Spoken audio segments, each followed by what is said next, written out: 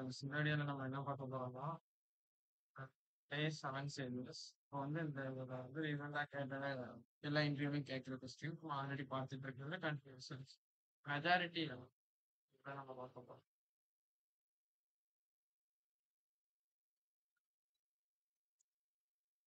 Okay. இதுல நம்ம வந்து ஒரு அரே இருக்குது.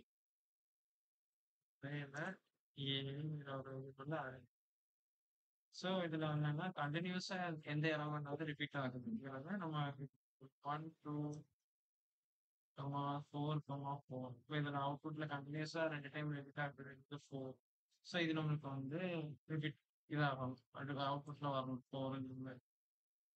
ஸோ இது எப்படி நம்ம பயன்பட போகிறோம் கொடுத்து இதில் டேரெக்டா ஒரு இதில் பிரிண்ட் பண்ற மாதிரியே கொடுத்துருக்கலாம்.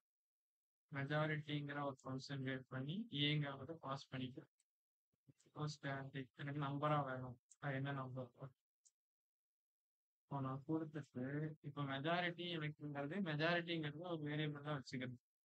அதுல என்ன ஒரு ஜீரோங்கிற மாதிரி வச்சுக்கணும். இப்போ நான் ஃபார் லூப்ல என்ன பண்றேன், ஃபர்ஸ்ட்ல இருந்து ஐட்ரேட் பண்ணிட்டே வரேன். ஓகே. இப்போ நம்மளோட கண்டிஷன் வச்சுதான் அந்த அமௌண்ட் மெஜாரிட்டி அவங்க ஃபைன் பண்ண போறோம். இப்போ எனக்கு 4 டைம்ஸ் ஆகும். எப்படின்னா இப்போ ஏ ஆஃப் ஐ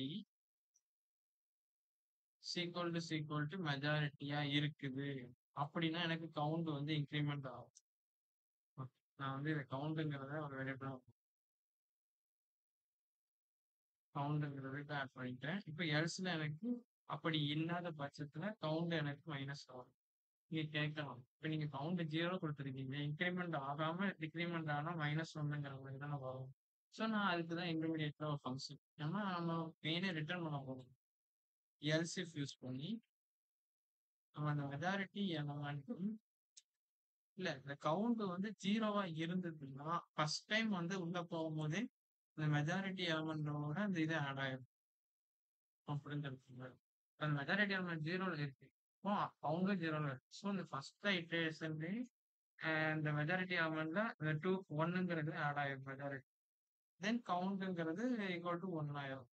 இப்போ கவுண்ட் 1 ஆகுது ஆயிட்டுன்னா இப்போ அடுத்து நீங்க இன்க்ரிமெண்ட் ஆகும். மேட்சா இருந்தா இன்க்ரிமெண்ட் ஆகும்.